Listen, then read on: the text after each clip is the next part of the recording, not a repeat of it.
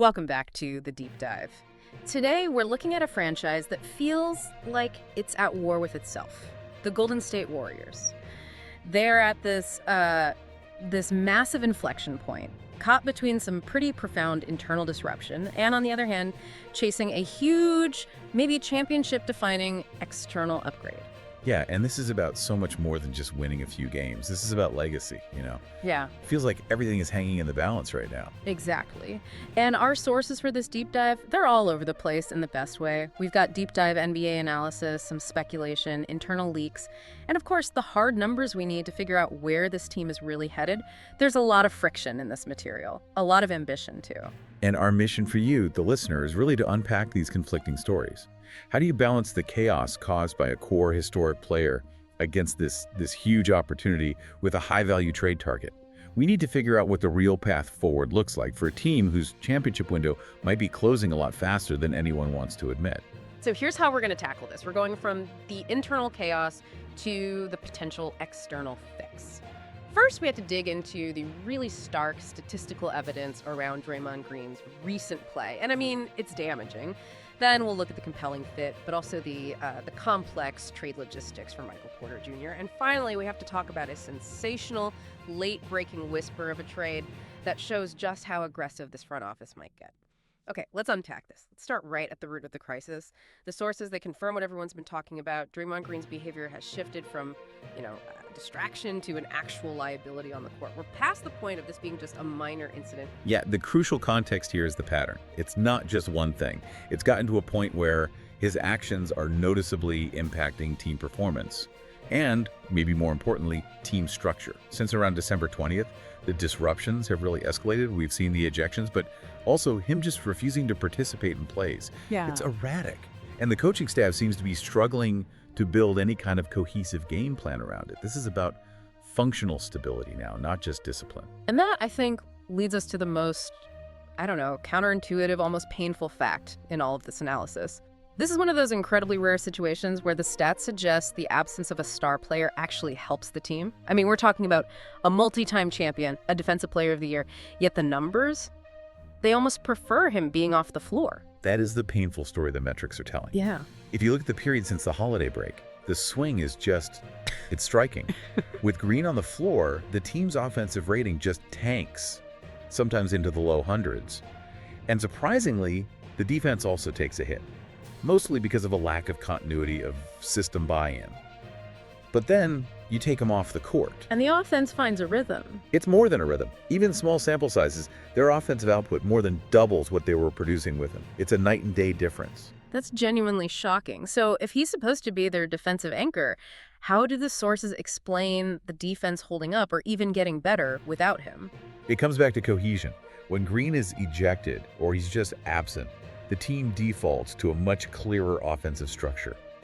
It's built around Steph Curry and ball movement, not these complicated, stagnant possessions waiting for Green to, initiate something. Mm-hmm. Tactically, they're running faster sets, they have clearer driving lanes, and they're committing fewer turnovers. And that right there automatically helps the defense get set. Right. The sources point to that specific win over Utah. The team finished plus 19 after he was ejected. That kind of contrast is it's really hard to ignore. So it's not just the stats, the human element, the eye test. It suggests the offense just flows better.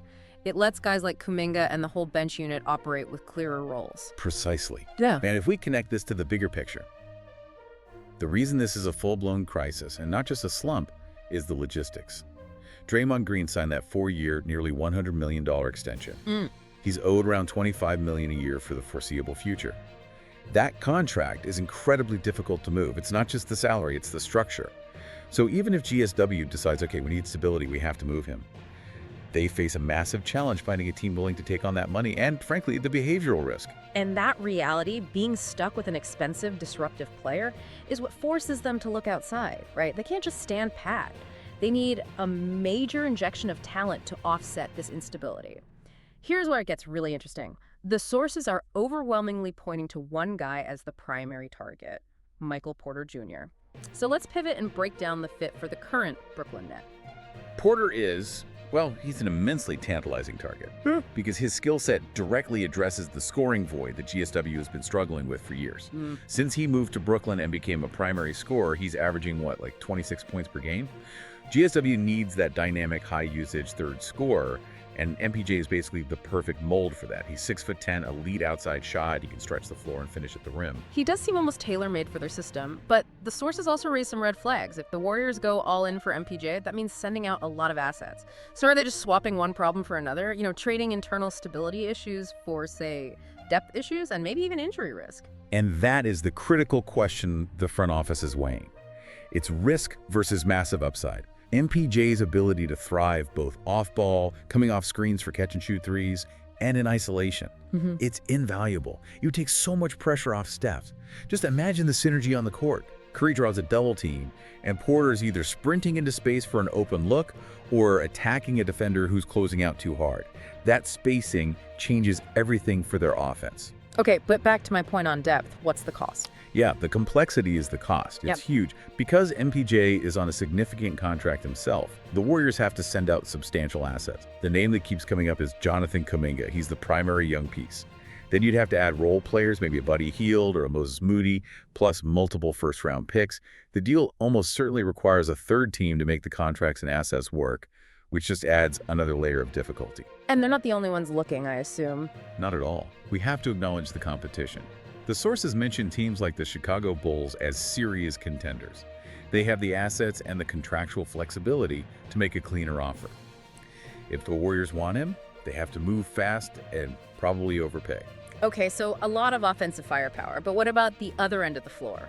That's the trade-off. Let's go back to the defensive fit.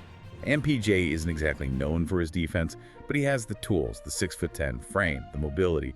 The challenge is integrating him into a system that was built on championship-level defense. Strategically, you're hoping to balance this huge offensive upgrade with defensive stability. Maybe you pair him with Green's intensity, but that assumes Green is even there and focused and playing within the system.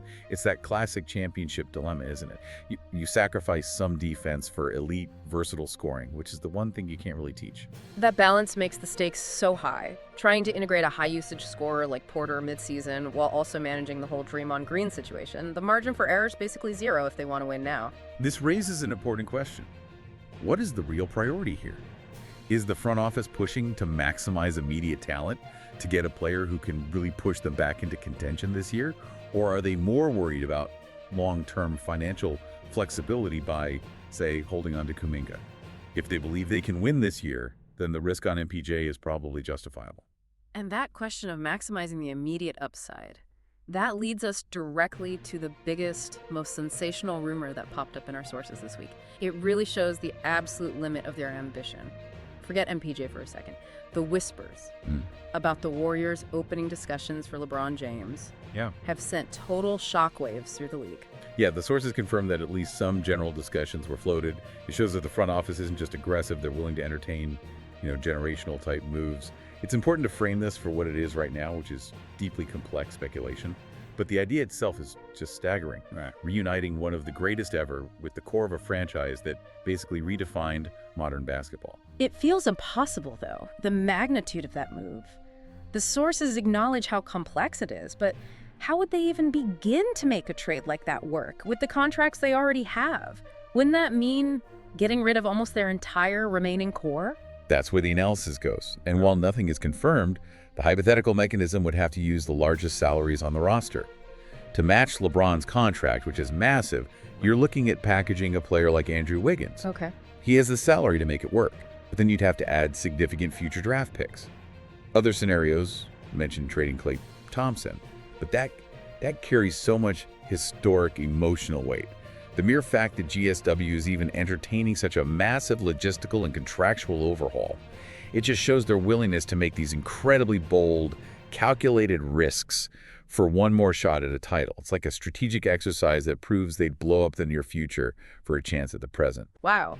So we started today with these measures